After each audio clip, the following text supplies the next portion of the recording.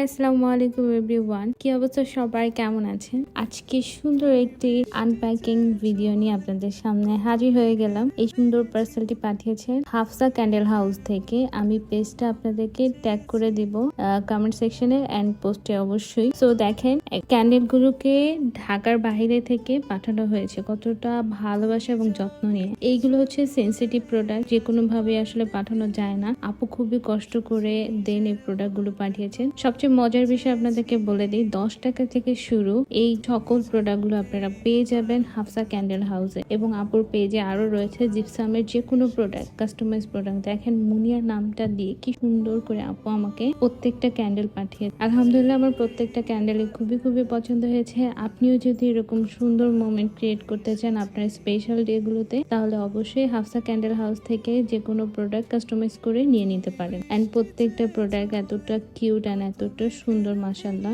আমার স্পেশাল দিনটাকে আরো স্পেশাল করে তোলে। আর এখানে আমি আমার বার্থডে উপলক্ষে একটা লং টাইম আমি পুডিং বানিয়েছিলাম, বাট যেহেতু আমি ব্রাউন সুগার ইউজ করেছিলাম, তো ওইভাবে ক্যারামেলের জিনিসটা আমি বুঝতে পারি নাই, যার কারণে কালারটা এমন এসেছে। তো আপনারা কিছু মাইন্ড করবেন না। এন্ড দেখেন ক্যান্ডেলটা জ্বালানোর পরে জাস্ট লুক এট দিস, পুরো এনভায়রনমেন্টটা পুরো চেঞ্জ হয়ে গেছে।